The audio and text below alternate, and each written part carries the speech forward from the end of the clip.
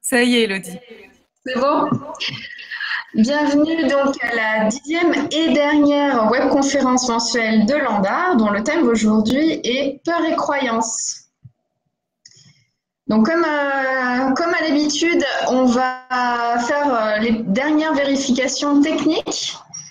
Donc dans le chat sur votre droite, mettez votre prénom et le lieu de résidence. Ah, je vois Damien de Montpellier, Suzon. Alors, on attend un petit peu. Est-ce qu'on a d'autres? Oui, ça arrive. Ça a l'air d'arriver. Ça veut dire que vous nous voyez.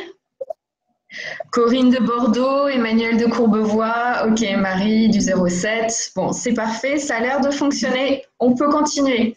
Les intervenants ce soir, donc le professeur Laure Gossec, qui est rhumatologue à l'hôpital de la Piété-Salpêtrière à Paris, qui sera votre intervenante. Sonia Tropé, qui est directrice de l'association de patients d'art, qui va animer la webconférence et répondre, remonter vos questions. Et moi-même, Elodie Rigaille, qui travaille donc pour Edutera et qui va gérer aussi les questions ce soir. Mais je vois qu'il y a du monde là connecté. Donc, je vais laisser la parole maintenant à Sonia, directrice de Landar. Bonsoir Sonia. Bonsoir à tous. Donc, merci d'être encore nombreux avec nous. Elodie le disait tout à l'heure, c'est donc la dernière webconférence, mais la dernière de l'année seulement. On recommence un cycle de webconférences à partir de janvier.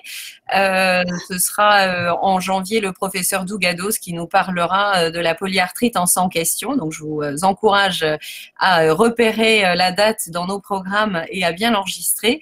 Pour venir là sur l'actualité de l'association, donc l'actualité la plus récente, c'est la prise de position interassociative de Landar, de l'AFS et de France Psoriasis sur les biosimilaires en rhumatologie. Ça aussi, je vous invite après la webconférence à le découvrir sur notre site internet. Donc c'est un travail collaboratif que nous avons fait les trois associations avec la participation de 78 bénévoles des trois structures et qui proposent des positions autour de l'utilisation des biosimilaires en rhumatologie. Donc, c'est un travail qui a été retenu par le comité scientifique de la Société française de rhumatologie à son congrès qui s'est terminé avant-hier. Je vous partage aussi le dernier portrait du calendrier 2018 que vous avez effeuillé tout au long de l'année avec nous au travers des webconférences. Et je vais vous partager le nouveau calendrier qui est sur une autre thématique. Donc 2018 était sur l'image de soi. 2019 sera sur la relation patient-médecin pour être dans l'idée de dépasser les apparences et que de part et d'autre, il y a un effort pour aller chercher l'humain qui se cache derrière la blouse et derrière la maladie. Donc je vous partage un petit teasing autour de ce calendrier.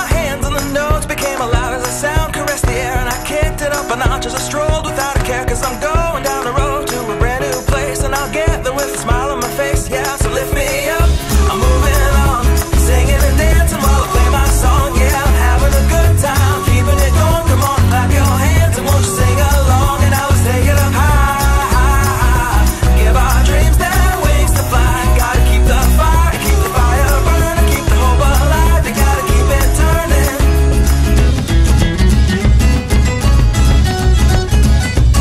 Feel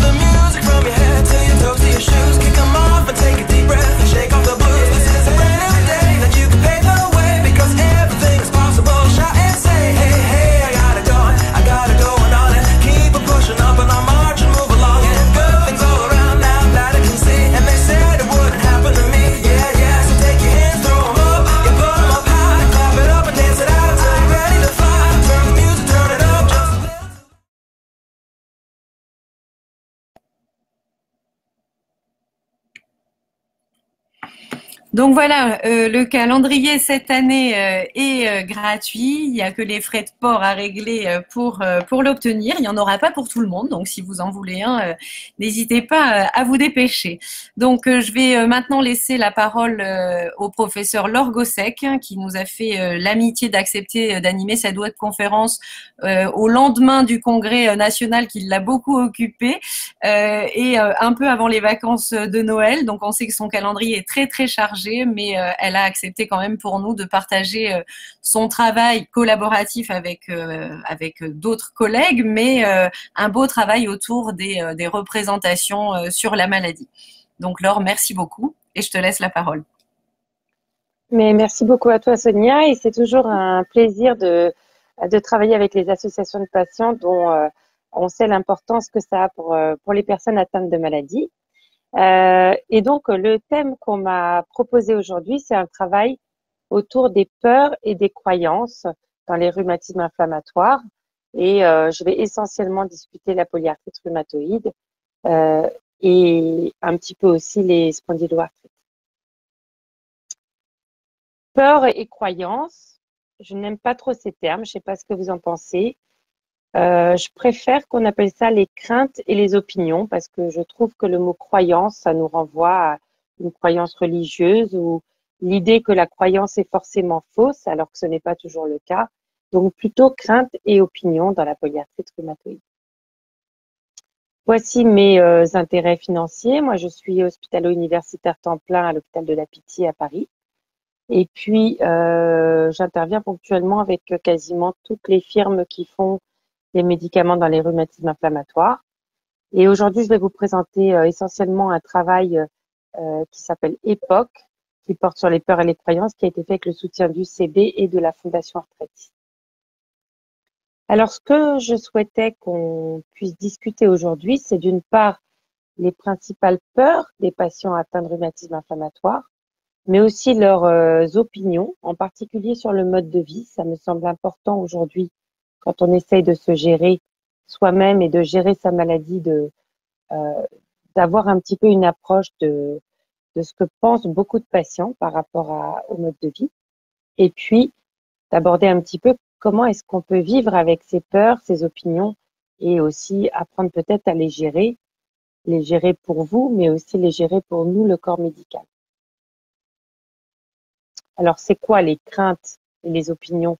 Bien, quand on vit avec un rhumatisme inflammatoire, et vous êtes mieux placé que moi pour le savoir, il y a plein de questions qui apparaissent.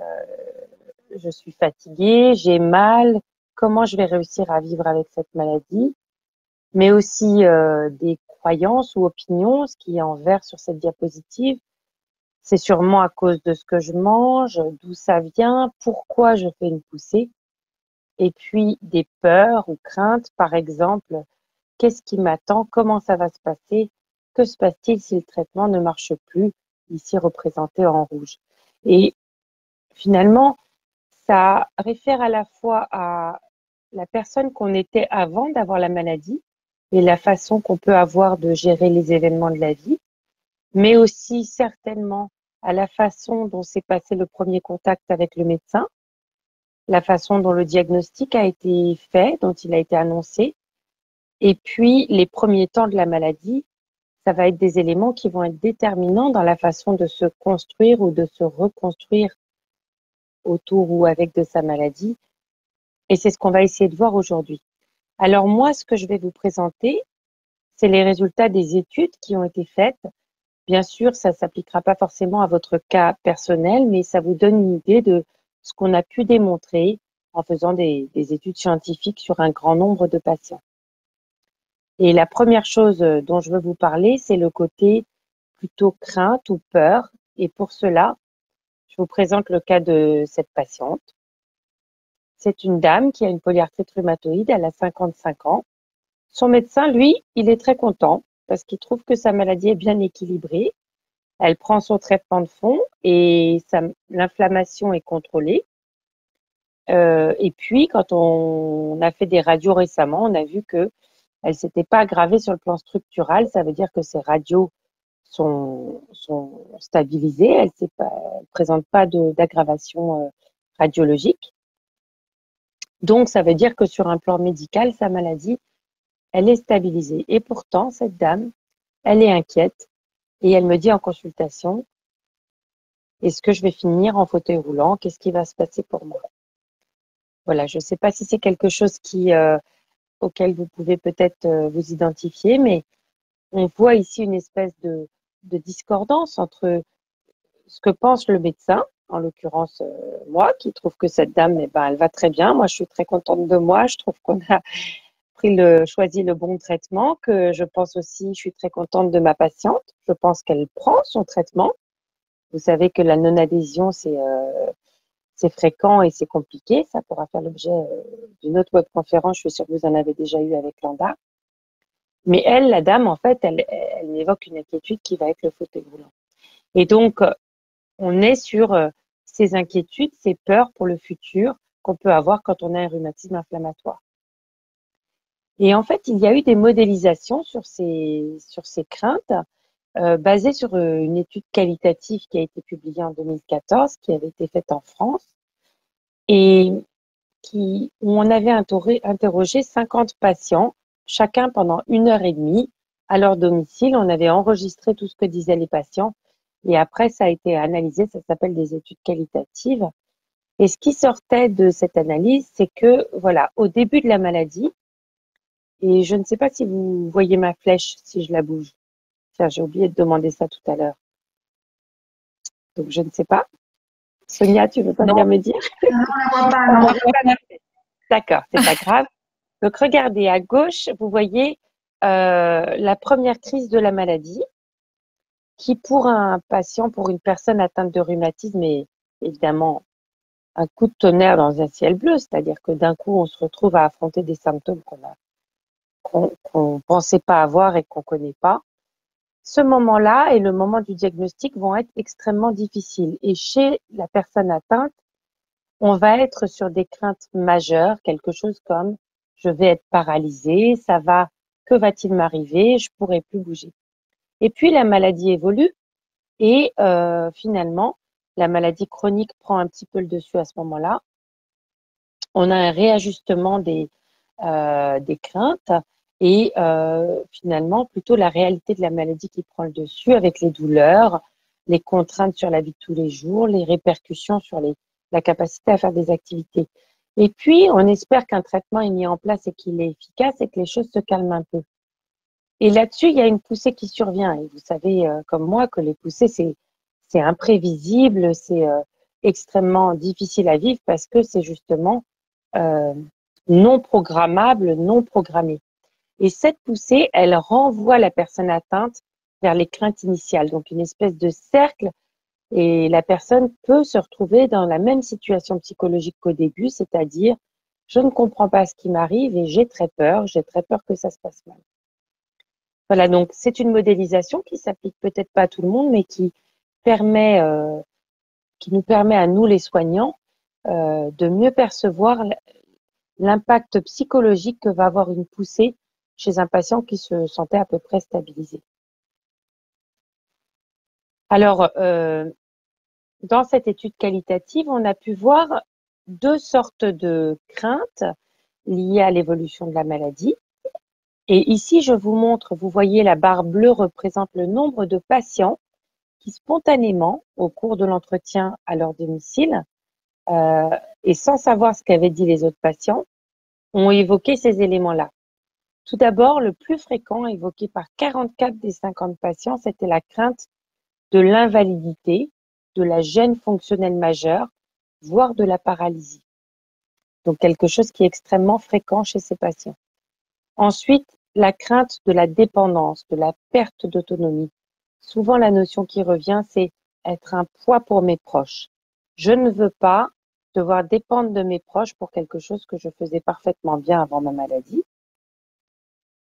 Et puis, le côté incertitude de la maladie, c'est quelque chose qu'un patient sur deux trouvait très compliqué à gérer, le côté imprévisible et l'incertitude, voilà, sur ce qui va se passer, comment ça va évoluer.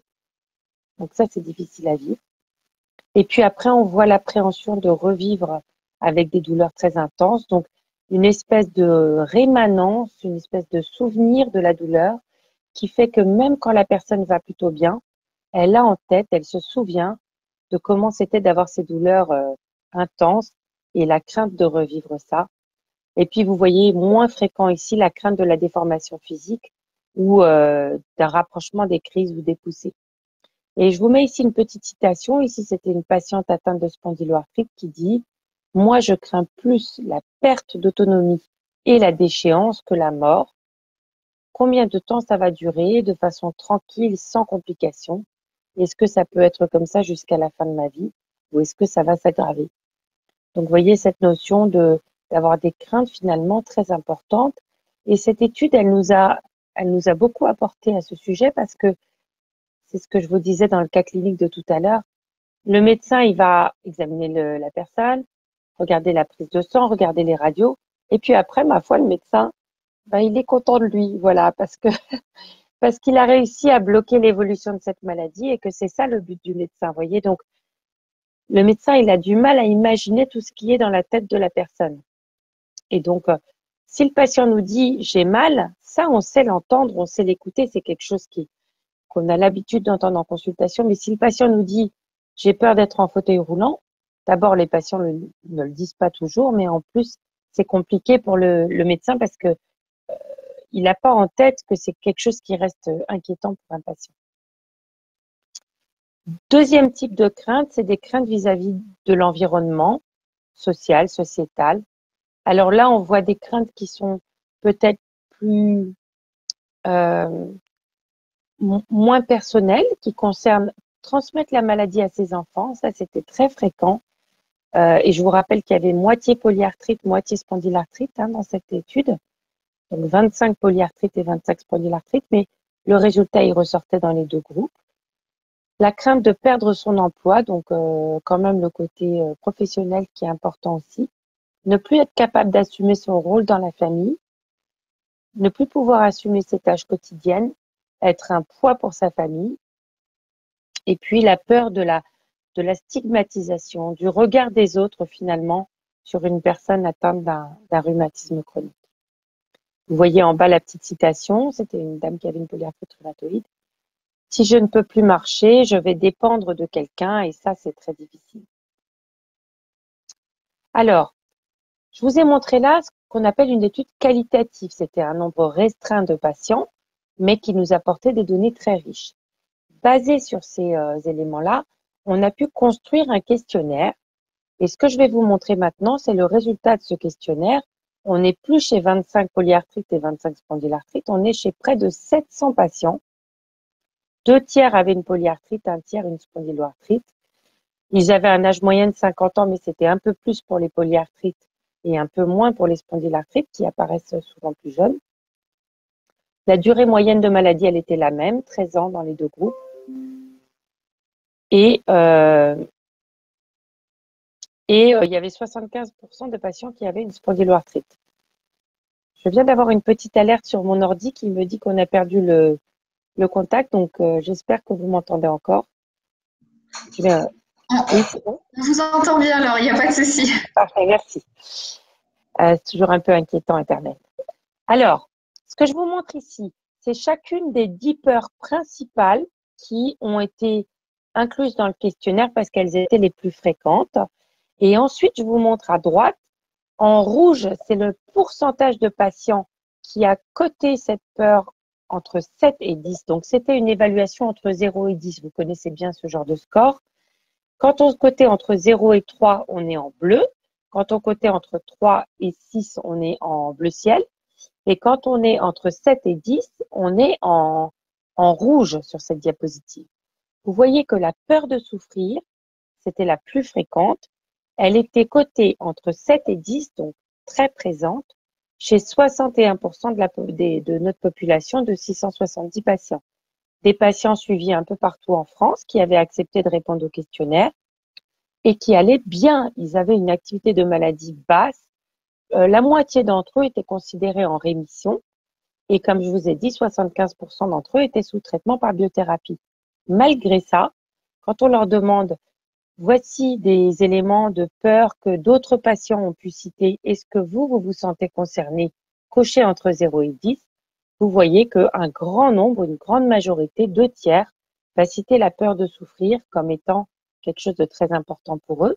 Aussi la peur de ne plus pouvoir faire face aux tâches quotidiennes. En numéro 3, on voit quelque chose lié au traitement, la peur des effets secondaires, la moitié des patients. La peur que les traitements perdent leur efficacité, également la moitié des patients. Encore un petit peu plus compliqué, mais peut-être que ça vous parlera. C'est pas la peur du traitement qu'on est en train de prendre, c'est la peur de manquer d'alternatives, la peur de ne plus trouver de traitement efficace, encore la moitié des patients. Et puis après, vous voyez des peurs un petit peu moins fréquentes que je vous laisse lire ici à gauche. Voilà, être considéré comme un handicapé, que les os se soudent, ne pas être aidé en cas de perte d'autonomie. Et puis enfin, le dernier, à nouveau sur les traitements, peur que les traitements favorisent le cancer. Je précise juste ici, parce que je ne reviendrai pas du tout dessus, qu'aujourd'hui, on n'a pas de données faisant penser que les traitements, y compris les biothérapies, favorisent le cancer. Au contraire, les données qu'on a sont tout à fait rassurantes à ce niveau-là. Donc, voyez un petit peu le choc pour nous de cette étude, chez un grand nombre de patients, c'est de s'apercevoir qu'il y avait vraiment beaucoup de patients qui cotaient entre 7 et 10 tous ces éléments de peur. Alors, on peut comprendre qu'on est ici sur une crainte pour le futur et que finalement, même si on va très bien, eh bien, on a encore ces craintes. Et c'est d'ailleurs ce qu'a montré cette étude, c'est que même les gens qui allaient très bien en termes d'activité de la maladie, eh ben, ils avaient souvent des craintes très importantes quand on leur pose la question avec ce questionnaire. Encore une information sur ces scores de crainte. Ça apparaît très petit ici, mais les éléments de l'espèce de roue que vous voyez ici, ce sont les 10 éléments des craintes. Donc, on retrouve nos différents éléments de crainte tout autour du cercle. Et puis, ce qu'on voit dans l'espèce de les petits ronds, si vous voulez, si on se cote à 0, eh ben, on est tout au centre. Et si on se cote à 10, on est tout à l'extérieur. Et ce qu'on a pu montrer par des techniques statistiques, c'est qu'en fait, il y a 3 populations de patients parmi les 672 patients. Il y en a 17%, c'est les 116 qui sont dans le cercle rouge à l'extérieur, qui ont des peurs entre 8 et 10 pour tous les items. En fait, tous les items, ils se sont cotés de façon très élevée et ça représente 17% de la population. On en a 40%, c'est le cluster qui apparaît ici en orange dans le cercle mais qui est cité en bleu. C'est pour vérifier que vous suivez. Non, je ne sais pas, c'est un problème de couleur, mais en tout cas, le cercle du milieu, celui où les gens se sont cotés autour de 6 sur 10, ça représente 40% de la population, ce que j'ai appelé ici des peurs modérées. Et enfin, on a 40% des patients qui se cotent entre 0 et 4. Vous voyez, selon les questions, c'est l'espèce de petite forme pas vraiment ronde en vert. Donc, vous voyez en passant qu'ils se sont cotés plus élevés sur certaines craintes que sur d'autres. Et eux, ils ont des peurs qui sont entre 0 et 4, donc ils ont des craintes pas trop élevées. Donc, on a l'impression finalement qu'on a affaire à plusieurs types de personnes. Certaines personnes qui ont vraiment des craintes très élevées concernant tous les aspects de la maladie et des traitements. 40% de la population qui a des craintes modérées. Et puis, quand même, 40% de la population, c'est quand même beaucoup, qui ne se reconnaît pas dans ces éléments de peur, qui va coter ces éléments de peur comme assez bas, entre 0 et 4, pour l'ensemble des peurs. Alors, la question que moi je me pose, et que je vous pose, c'est est-ce qu'on se retrouve dans le cercle rouge, orange ou vert à cause de, finalement, lié à la personne qu'on est, à sa personnalité, à son approche de la vie? Vous voyez un peu ce que je veux dire. Il y a des personnes qui sont optimistes, qui voient le verre à moitié plein, et il y a des personnes peut-être plus inquiètes, pessimistes, qui voient le verre à moitié vide. Nous n'avions pas dans cette étude collecté les éléments de personnalité. Vous savez peut-être qu'il y a moyen de regarder sa personnalité. Vous pouvez aller sur Internet et vous tapez, je crois que ça s'appelle Big Five ou quelque chose comme ça, les grands 5. vous répondre à des petites questions et vous saurez quel type de personnalité vous avez. Mais moi, je l'ai fait, mais je me suis pas du tout reconnue dans le profil qu'on m'a donné. Je vous dis ça, voilà.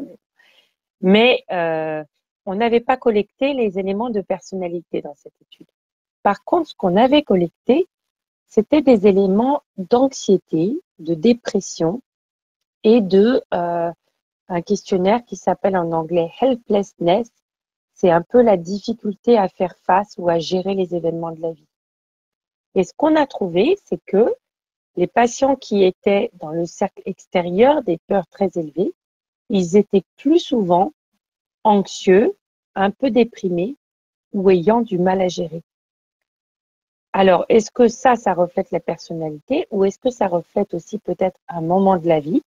On peut, à un moment de sa vie, être anxieux ou dépressif et à ce moment-là, effectivement, que ça fasse rejaillir ou ressurgir des craintes chez un patient qui a un rhumatisme. Vous voyez, donc, je ne sais pas exactement quelle est la réponse. Est-ce que on est sur la personne qu'on est? Est-ce qu'on est sur son état psychologique au moment où on répond au questionnaire? En tout cas, ce qu'on pense, c'est que ce n'est pas lié à l'état de la maladie elle-même, puisque quand on comparait, on a aussi collecté l'élément d'activité de maladie. On comparait des patients qui avaient une maladie en pleine poussée ou qui n'allaient pas bien versus des patients qui avaient une maladie bien stabilisée. Et on n'a pas trouvé de lien entre cet état de la maladie et les scores de peur. Voilà, donc beaucoup d'éléments dans cette étude, une étude très riche au niveau des craintes, à mon avis, qui nous, en tout cas médecins, nous a beaucoup appris sur comment les gens abordent leur maladie et les craintes qu'ils peuvent avoir. Je termine sur cette première partie sur les craintes en disant finalement, est-ce que les patients, est-ce que les personnes qui ont ces craintes, est-ce qu'elles ont raison ou tort? Je ne peux pas vous répondre. Je ne suis pas Madame Soleil. Je ne peux pas dire à l'échelle de chacun d'entre vous, chacun d'entre nous, comment la vie va évoluer ni comment la maladie va évoluer. Mais quand même, on est surpris à l'échelle d'un groupe par ces craintes très élevées, alors que quand même le pronostic des rhumatismes inflammatoires s'est amélioré de façon formidable depuis 10 à 15 ans. En particulier, évidemment, avec le recours aux traitements plus forts et aux biothérapies, mais aussi à cause des nouvelles stratégies de traitement, la façon d'aborder la maladie pour le médecin, elle est complètement différente. Aujourd'hui, on diagnostique vite la maladie, on débute vite un traitement et on n'hésite pas à augmenter ce traitement. Vous connaissez sans doute cette notion de traiter vers un objectif qu'on appelle le trip to target en anglais, la notion de traiter vite, traiter fort et de viser un objectif et essayer de l'obtenir. On le voit, cette amélioration, elle est parfaitement démontrée. Aujourd'hui, un patient qui a une polyarthrite rhumatoïde, s'il a commencé cette polyarthrite rhumatoïde depuis moins de 10 ans, sa probabilité d'avoir recours à la chirurgie pour la polyarthrite est divisée par 2 par rapport à un patient qui avait une polyarthrite il y a 20 ans. On le voit aussi sur la perte de travail. Aujourd'hui, les gens continuent à travailler, ils perdent moins leur travail, ils ont moins de symptômes au long terme, ils ont moins d'altération de leur qualité de vie, moins de déformation des articulations, moins les articulations qui s'abîment au niveau des radios. Avec aujourd'hui environ 50% des patients qui sont considérés en rémission, c'est-à-dire qui mènent une vie vraiment strictement normale. Et pourtant, les patients décrivent ces niveaux de crainte très élevés. Alors, je me pose la question, d'où viennent ces peurs? Je me demande aussi quelle est la place d'Internet. Personnellement, j'utilise Internet tout le temps, comme vous, j'en suis sûre. Et je suis pas en train de dire qu'Internet, c'est le suppôt du diable. Mais c'est vrai que sur certains forums, pas ceux de Landar évidemment, mais sur certains forums, on peut avoir des informations qui sont quand même très négatives. Et moi, je donne toujours cet exemple personnel. N'ayant pas de polyarthrite ni de spondylarthrite, je peux pas vous parler de ça. Mais par contre, j'ai eu recours il y a quelques années, j'ai changé de contraception. Ben, j'ai été sur Internet parce que je connaissais pas cette contraception, je voulais en savoir plus. J'ai lu des témoignages absolument effarants que j'allais prendre 10 kilos, que j'allais devenir irritable, que mes enfants allaient devenir des délinquants et que mon mari allait divorcer. Enfin, que j'allais divorcer de mon mari. Bon, j'ai quand même commencé la contraception. Enfin, maintenant, je la prends depuis 5 ans. Et j'ai pas pris de poids, j'ai pas divorcé, je suis pas irritable et mes enfants sont toujours pas des délinquants. Enfin, ce que je veux dire, c'est que c'est très compliqué les infos qu'on trouve sur Internet, mais ça, vous le savez aussi bien que moi. Et puis, est-ce que je suis retournée sur le forum pour dire, mais non, pas du tout, elle est super, cette contraception, elle marche très bien? Bah, bien sûr que non, j'ai pas été sur le forum parce que pourquoi j'irais sur le forum puisque je vais très bien avec ma contraception. Voilà, bon, je m'arrête là sur ma vie personnelle, mais vous avez compris le principe. Je n'ai pas la solution aujourd'hui sur les craintes qu'ont les patients. Mais en tout cas, je pense que nous, médecins et nous, soignants au sens plus large, on doit s'intéresser à ça, prendre en compte le fait qu'il y a certaines personnes qui vivent vraiment avec l'angoisse du futur et essayer de l'aborder, au moins de l'aborder en consultation. D'habitude, quand je fais ce topo pour des médecins, pour des soignants, je leur dis que moi, cette étude, elle a changé un petit peu ma pratique parce que quand les gens vont bien, quand la radio est bonne, quand la prise de sang est bonne, au lieu de dire, bon, d'accord, la prise de sang est bonne, la radio est bonne, parlez-moi de vos effets indésirables du traitement où on va aller vérifier si vous êtes hypertendu ou si vous avez du cholestérol, eh ben, je prends quand même quelques minutes pour dire, vous savez, votre maladie, elle est parfaitement stabilisée. Pour moi, je pense que tout va bien se passer pour vous. Je ne suis pas inquiète pour le futur. C'est des choses, des discours un petit peu positifs que le médecin n'a pas forcément tout le temps parce que, eh ben voilà, nous, on a été entraînés, on a été habitués, on a été formés pour chercher la petite bête, pour chercher le point négatif, pour chercher ce qui peut aller mal. Et donc, c'est ce qu'on fait en consultation. Voilà. Voilà ce que je voulais vous dire un petit peu sur le côté crainte. Je ne sais pas si Sonia et Elodie voulaient qu'on fasse quelques questions maintenant, mais vous m'aviez dit que vous préfériez qu'on enchaîne. Alors, on va enchaîner. Et donc, je vais passer à la deuxième chose que je voulais aborder avec vous, qui porte plutôt sur les croyances ou les opinions. Et pour ça, je vous présente ce patient. C'est un monsieur qui a 41 ans. Il a été diagnostiqué il y a 3 ans. Depuis, il a arrêté complètement le sport parce que lui, il pense qu'il a dû trop forcer sur ses articulations et que c'est la cause de sa maladie. Et donc, quand il vient me voir, je lui dis, est-ce que vous faites du sport? Il me dit non. Il me dit, c'est vrai que le kiné aussi m'a dit que je devrais faire du sport, mais bon, je ne suis pas convaincue parce que moi, je suis persuadée que c'est le sport qui m'a aggravée et que si je fais du sport, je vais m'aggraver. Alors, c'est embêtant pourquoi? Parce que le sport, c'est très important. C'est important pour l'état général. Vous savez évidemment les recommandations de l'Organisation mondiale de la santé. Il faut marcher 10 000 pas par jour. Je ne sais pas si vous avez un petit dispositif pour compter les pas, mais c'est énorme, 10 000 pas par jour. Et il faut faire de l'activité aérobie plusieurs heures par semaine. Il faut transpirer, il faut avoir le cœur qui accélère. C'est comme ça qu'on protège son cœur et son corps et qu'on vieillit non seulement plus longtemps, on vit plus longtemps, mais en plus, on vieillit en meilleure santé, on a une meilleure qualité de vie. Bref, moi, j'ai vu récemment une étude là-dessus, c'était absolument net et je regrette, moi, de ne pas faire plus de sport, mais bon, c'est un autre débat. Revenons-en au rhumatisme. L'autre problème avec le sport, c'est qu'il y a aussi plusieurs études qui montrent que faire du sport, c'est important aussi, même pour le rhumatisme. Qu'on a les articulations en meilleur état et qu'on va mieux quand on fait du sport. Donc voilà. Alors, ce petit cas d'un patient m'amène à vous parler un petit peu maintenant des croyances ou des opinions. Et les opinions, il y en a sur beaucoup de choses. Il y en a sur la cause de la maladie, il y en a sur les causes des poussées, il y en a sur comment vivre avec et qu'est-ce que je dois faire pour aller mieux. Et ces croyances, elles sont importantes parce qu'elles ont un impact. Elles ont des conséquences, si vous voulez, sur la façon de vivre sa maladie, donc l'impact de la maladie, la façon de gérer la maladie, ce qu'on appelle les stratégies de coping, la façon de se nourrir, la façon de fonctionner. Elles agissent aussi sur les effets indésirables. Si on pense qu'un médicament va pas bien se passer parce qu'on connaît quelqu'un qui a pris le médicament et pour qui ça s'est pas bien passé, je suis sûre que vous serez d'accord que c'est plus difficile de prendre le médicament et de bien le supporter. Et puis, elles ont un effet sur l'adhésion au traitement. On sait que si on pense qu'un traitement n'est pas efficace et aussi mal toléré, bah, il va moins bien marcher. Alors, moi, je vais vous parler de la deuxième partie de l'étude qu'on a menée sur les mêmes 672 patients, où on a regardé également les croyances. On avait une liste un peu plus longue de croyances ou d'opinions que les patients nous avaient données dans l'étude qualitative auparavant, et on les a évaluées chez nos 432 polyarthrites et nos 240 spondylarthrites.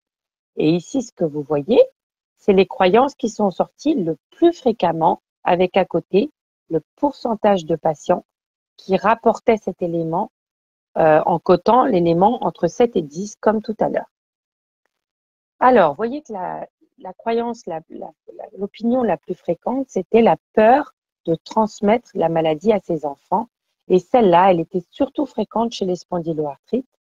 Il est vrai que la spondyloarthrite a une composante familiale plus forte, avec un gène qui porte en partie le risque, alors que dans la polyarthrite, on n'a pas ça. Ensuite, le fait que les poussées sont déclenchées par la fatigue. Ça, c'est très intéressant. Est-ce que c'est la poussée qui déclenche la fatigue ou est-ce que c'est la fatigue qui déclenche la poussée? En tout cas, les patients nous décrivaient dans cette étude qu'ils pensaient souvent cet élément-là. Ils pensaient que leur maladie était liée à une cause génétique, surtout dans la spondyloarthrite. Pour le coup, ben ça, c'est en partie vrai, à la fois dans la polyarthrite et dans la spondyloarthrite. Ils pensaient que leurs poussées sont déclenchées par un changement de temps. Vous savez sans doute qu'il n'y a pas d'étude bien faite qui ait montré ce lien, mais je ne peux pas non plus affirmer qu'il n'existe pas. Il n'a juste, en tout cas pour l'instant, pas été démontré. Je pense que faire du sport ou une activité physique réduit mes poussées.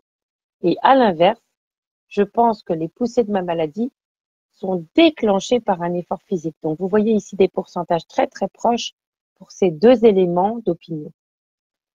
Alors voilà, donc on voit que certaines de ces croyances réfèrent à la cause de la maladie. Et là, je vous montre cet exemple qui disait, voilà, j'ai fait un voyage, je me suis fait vacciner contre l'hépatite B, j'ai perdu mon grand-père, en même temps, je ne mangeais pas assez. Et puis voilà, tous ces éléments, peut-être, c'est la cause de la maladie. Donc, on voit que dans les croyances, il y a une part finalement de d'où elle vient cette maladie, pourquoi elle m'est tombée dessus. Mais moi, j'ai pas envie de m'appesantir là-dessus avec vous aujourd'hui parce que d'abord, la maladie, une fois qu'on l'a, on l'a. Et puis, c'est compliqué de savoir d'où elle vient la maladie et c'est pas quelque chose qui va vraiment beaucoup être un point clé dans l'interaction avec le médecin, il me semble. Je n'ai pas envie de trop vous parler de ça. Je vous le montre juste ici. Les patients pensent que les causes, c'est des facteurs psychologiques, c'est l'activité professionnelle, c'est la façon de vivre, l'alimentation. Et puis à droite, vous voyez le gène HLA-B27, l'hérédité, le terrain familial, une prédisposition individuelle. Mais comme je vous dis, bon, on ne va pas en discuter beaucoup plus aujourd'hui. De plus, le temps passe et je ne sais plus exactement combien de temps j'ai, mais j'espère que j'ai encore un peu de temps parce que j'ai encore plein de trucs à vous dire. Ensuite, donc par contre, sur les poussées, ça me semble très intéressant. D'où viennent les poussées? Malheureusement, on n'a pas non plus la réponse scientifique absolue, mais vous voyez qu'ici, quelqu'un nous dit, je pense que quand j'ai un événement très stressant, ben, je fais une poussée. Et on le retrouve ici. Le premier élément de cause de déclenchement de poussée à gauche, c'est le facteur psychologique, mais aussi le surmenage ou l'effort physique, le changement de temps, la fatigue. Et puis à droite, les facteurs qui améliorent les poussées. Ça, c'est dans l'étude qualitative sur les 50 patients. Les médecines alternatives, voilà qui est passionnant. Bon, on n'aura pas le temps de beaucoup en discuter aujourd'hui. L'activité sportive ou physique, les pratiques de type méditation, travail tai chi ou travail sur corps-esprit. Et puis le régime alimentaire comme élément qui peut améliorer les poussées. Ça aussi, c'est passionnant, mais je suis sûre que vous en avez déjà parlé. Et sinon, il y aura peut-être un séminaire dessus l'année prochaine. Alors, moi, je voudrais me concentrer sur le côté mode de vie parce que ça me semble être quelque chose de très important.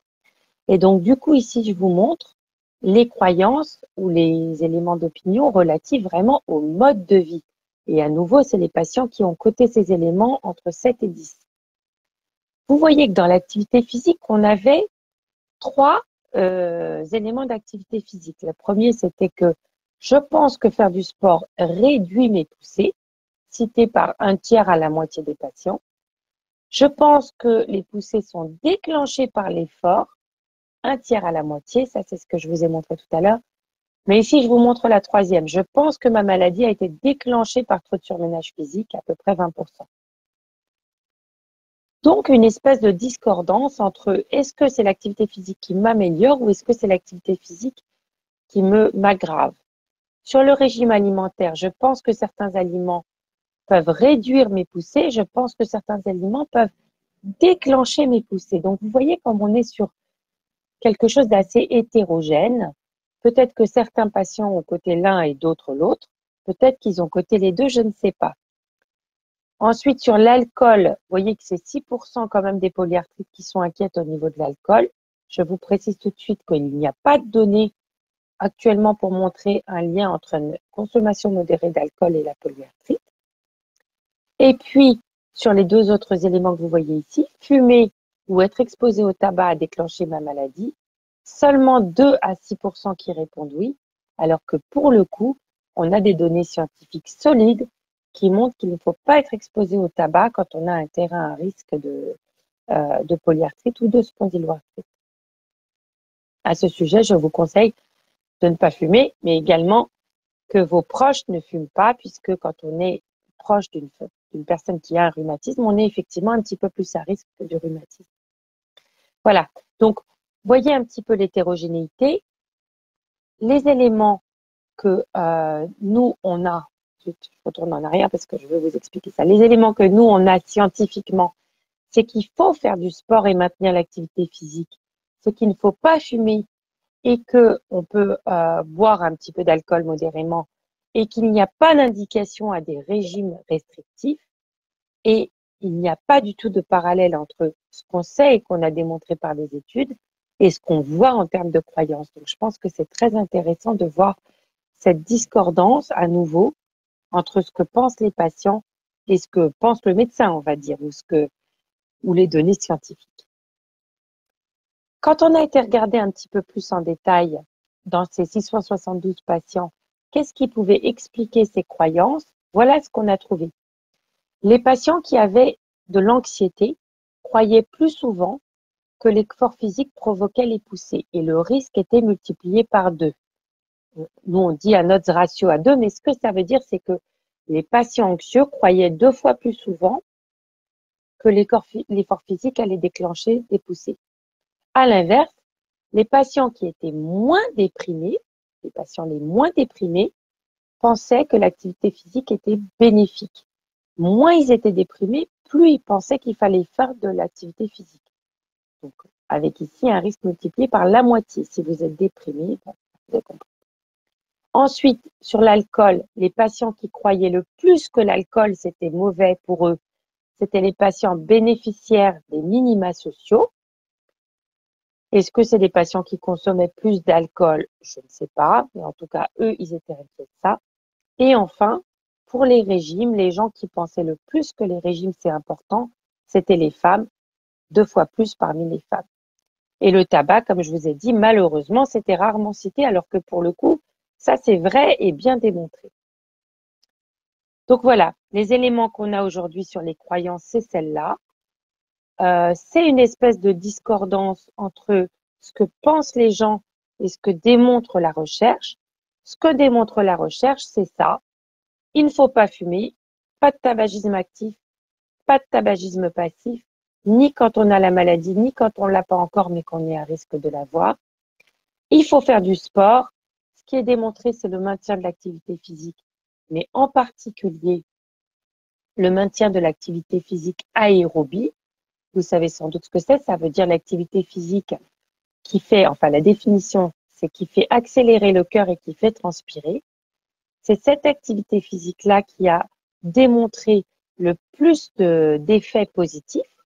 Ça peut être la marche, mais la marche rapide, celle où on est un petit peu essoufflé tellement on marche vite. Ça peut être la course à pied, ça peut être n'importe laquelle des activités que vous voyez sur la petite diapo.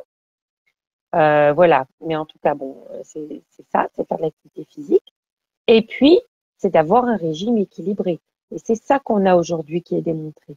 Donc, c'est vraiment intéressant de voir que ces messages-là ne sont pas encore passés. est-ce que les médecins n'insistent pas assez sur le mode de vie? C'est fort possible. Le médecin, souvent, il est un petit peu obsédé par le traitement médicamenteux. Donc, c'est ça sur lequel il va se concentrer. Et le traitement non médicamenteux dont le mode de vie va pas en parler. Est-ce que, à nouveau, il y a un problème sur les messages qui sont transmis? Est-ce qu'on a un problème de communication? Et j'ai encore juste une diapo pour vous dire un petit mot quand même sur le régime méditerranéen, puisque ça me semble être un point clé. Aujourd'hui, le seul régime sur lequel on peut vraiment recommander sa prise ou sa consommation à des patients qui ont un rhumatisme inflammatoire, c'est le régime méditerranéen. Pourquoi? Parce que d'abord, il est conseillé dans la population générale. C'est le seul régime qui a montré qu'il évitait les événements cardiovasculaires, il évite l'infarctus et les accidents vasculaires cérébraux. Et deuxièmement, dans la polyarthrite rhumatoïde, c'est le seul qui a montré un petit effet anti-inflammatoire. Je ne vais pas vous dire qu'il remplace votre traitement de fond, bien sûr que non, mais il a un petit effet anti-inflammatoire. Et vous voyez ici une petite description de ce régime. Plus d'huile, moins de crème, moins de viande rouge, plus de légumineuses et beaucoup de fruits et légumes pour résumer ce qu'il faut faire. Voilà, donc ma conclusion, elle est ici. Aujourd'hui, pour travailler sur les peurs des patients, je pense qu'il faut communiquer plus sur la maladie moins sévère et sur le fait qu'on a des bons traitements et qu'il y en a des nouveaux qui sortent presque tous les ans ou tous les 2 ans. Donc, on n'a pas de raison de s'inquiéter qu'il n'y en ait plus des traitements. Et pour les croyances ou les opinions, je pense qu'il faut surtout travailler sur ce qui est modifiable parce que finalement, si vous pensez que la maladie a été déclenchée par un vaccin ou par un deuil ou par quelque chose, moi, médecin, je peux rien y faire. Et finalement, vous vous êtes construit avec cet élément d'opinion, de croyance, et ça sert à rien que j'aille essayer de m'opposer à ça. Par contre, si vous pensez qu'il faut pas faire de sport et qu'il faut fumer, c'est mon travail de vous dire que c'est faux. Voilà, et que c'est l'inverse qu'il faut faire. Et je pense que là, on a un vrai travail de communication. Voilà un petit peu les éléments clés que je voulais partager avec vous et je serais ravie de répondre à vos questions maintenant. S'il nous reste du temps, j'espère que je n'ai pas trop débordé. Alors, écoute, c'est pas grave, on n'a perdu personne. Donc, on a inclus le temps de questions dans le temps de présentation. Aïe, aïe, aïe. Désolée, je suis vraiment désolée. Pourtant, j'avais vraiment sélectionné. C'est pas grave, c'est pas grave. Tout le monde est encore là, donc il n'y a pas de souci. Il y a quelques petites questions qu'on a à te poser. Alors, il y a pas tant de questions que ça parce que le type de présentation faisait que ça générait pas forcément une question derrière. Il y avait une grande explication sur tout ça, mais on en a quand même quelques-unes. Il y a notamment un retour qui est intéressant. On a Emmanuel qui nous dit, d'un côté, on a plein de traitements pour gérer la polyarthrite, mais d'un autre côté, il y a plein de patients qui publient des photos de déformation articulaire ou parlent de leurs douleurs ou de leurs difficultés, invalidité, arrêt de travail. Faut-il comprendre que ces personnes ne se soignent pas ou qu'elles se soignent mal, ou bien qu'il y a des PR qui ne répondent à aucun traitement? Quel est le taux de PR sans réponse au traitement, si on le connaît? C'est une excellente question et un excellent commentaire et ça rejoint un petit peu ce que je disais sur Internet. Je pense que sur Internet et la contraception, en l'occurrence. Donc, ce que je pense, c'est qu'on a plusieurs raisons. La première, c'est qu'il y a des patients, des personnes qui ont une polyarthrite depuis très longtemps et qui n'ont pas reçu les traitements optimaux qui n'existaient pas à ce moment-là. Ces personnes-là, bien sûr, vivent malheureusement avec les séquelles de cette maladie. Je sais qu'il y en a un certain nombre qui sont très courageux et qui d'ailleurs sont dans les associations de patients. Et bon, voilà. Donc ça, c'est la première partie. La deuxième partie, c'est des personnes qui auraient une polyarthrite plus récente, mais qui n'auraient pas reçu un traitement optimal. En particulier, il y a des gens qui ne font pas le deuil de leur maladie. C'est-à-dire, ils ont la maladie, ils veulent. Bon, c'est compliqué, mais le processus d'acceptation qui fait qu'on est bien suivi et bien traité, tout le monde ne l'a pas.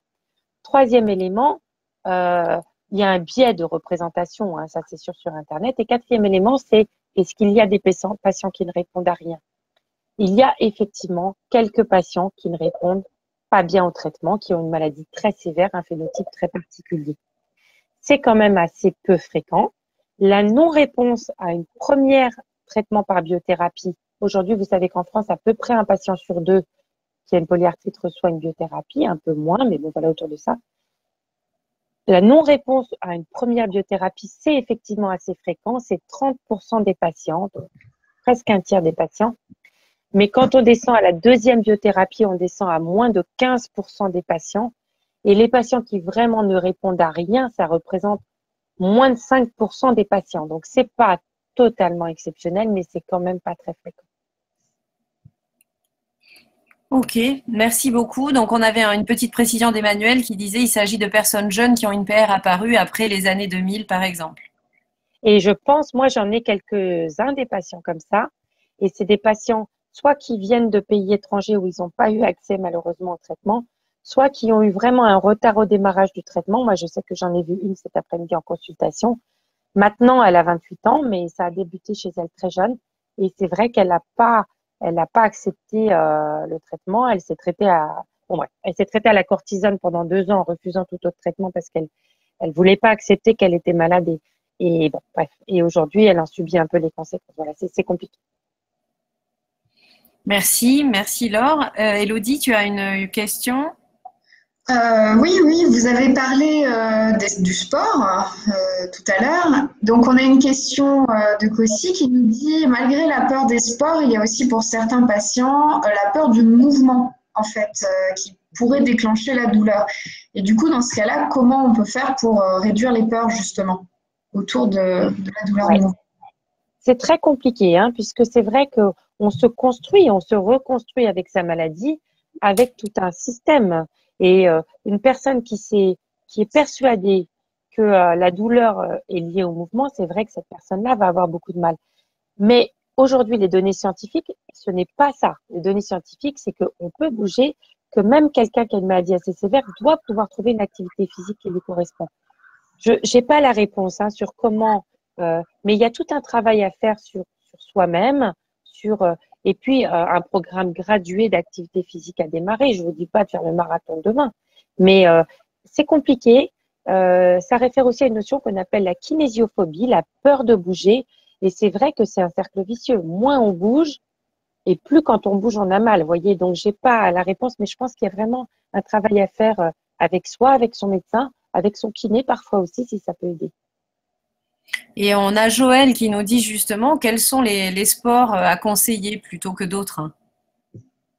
Bon, alors, la réponse est les sports qui forcent pas trop sur les articulations, c'est mieux. Donc, chez les personnes qui ont des articulations déjà un petit peu abîmées ou voilà, il est préférable. Le top, c'est le travail en piscine si vous aimez la piscine. Après, tout ce qui est en décharge articulaire, donc par exemple, le vélo, c'est un peu moins violent que le footing, voilà. Mais moi, ce que je dis aux gens, trouvez un sport qui vous amuse. Si c'est la Zumba, allez-y. Si c'est le step, si c'est je sais pas moi, si c'est le rugby qui vous éclate et que vous pouvez faire du rugby, faites du rugby, voilà. C'est votre corps qui vous dira quand même quand s'arrêter. Je crois qu'aujourd'hui, il faut pas se limiter. Moi, j'ai un patient qui a une polyarthrite rhumatoïde, il est volleyeur professionnel, voilà. Et bon, bah, il fait du volley, voilà. Je vais pas vous dire que c'est le mieux pour ses articulations, mais c'est ce qui l'amuse, c'est ce qui lui plaît et c'est ça qui compte. Et c'est ce qui lui fait du bien. On a Françoise qui dit qu'elle essaie de marcher, mais qu'elle est tombée à plusieurs reprises. Donc maintenant, elle a une hantise de la marche. Bien sûr. Et ça, c'est sûr que, comme je disais, c'est un espèce de cercle vicieux et c'est très compliqué.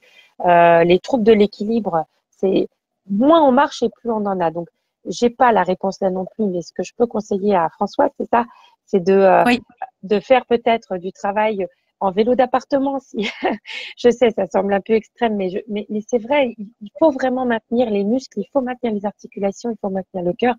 Donc, tout travail qu'elle peut faire qui lui redonne confiance en elle. Et puis après, c'est un travail avec les kinés sur des plateaux pour travailler l'équilibre, etc. Il y a les APA aussi et la prescription d'activité physique. Exactement. Oui.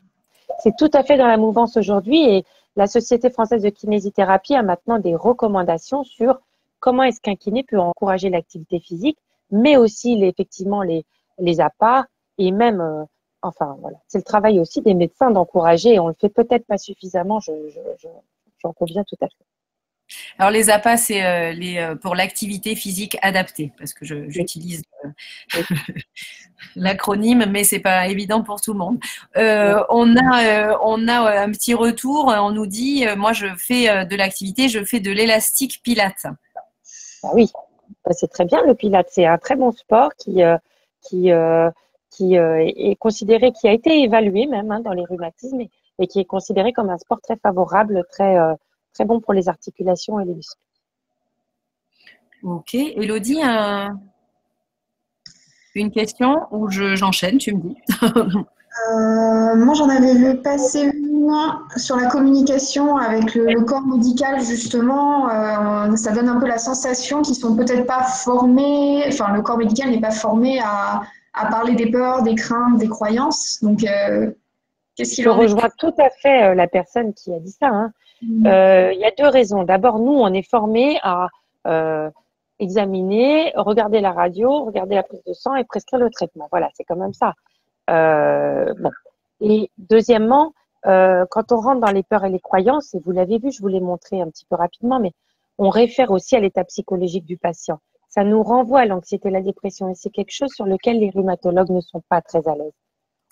Ils vont souvent nous dire, ils vont me dire quand je fais un topo dessus, moi je suis pas psychiatre, je suis pas psychologue, je sais pas gérer ça, alors je ne demande pas parce que moins j'en sais, mais je me porte.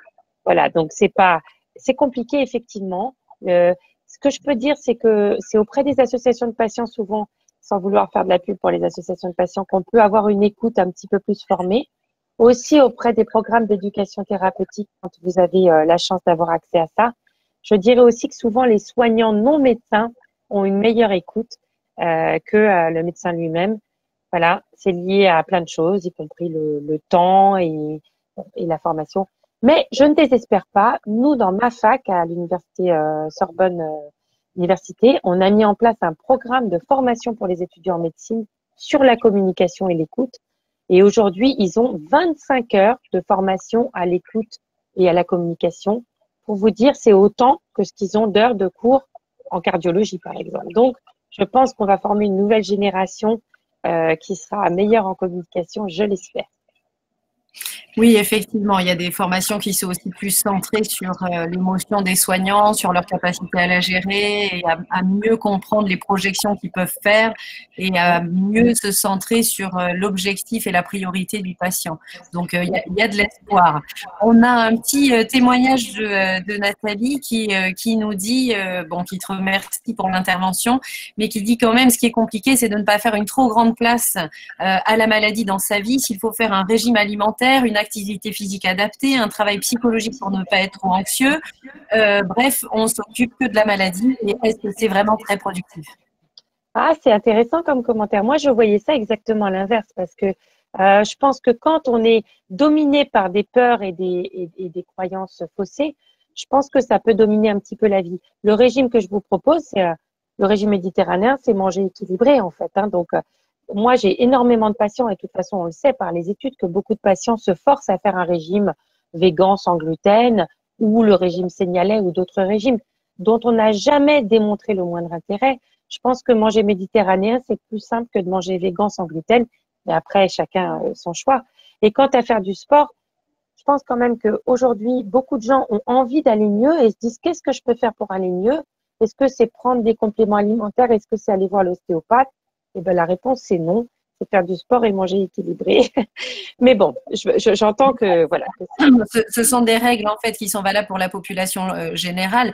Emmanuel fait un commentaire en disant que ce sont des conseils généraux d'hygiène de vie et effectivement, c'est un peu ce qu'on appelle les règles hygiéno-diététiques qui sont valables pour toute la famille et pas que pour celui qui a une polyarthrite avec, on va dire, un intérêt plus grand pour lui, oui. Mais valable pour tout le monde parce que les recommandations de 180 minutes de sport, on est tous censés s'y mettre. Tout à fait, donc, tout à fait. Mais c'est vrai que quand même le fait que dans la polyarthrite, on a démontré une valeur additionnelle, je pense quand même que c'est intéressant. C'est comme le tabac, tout le monde devrait arrêter de fumer. Mais quand on a une polyarthrite, encore plus, quoi. C'est un petit argument supplémentaire. Mais donc, peut-être un projet familial, finalement. Exactement. Voilà.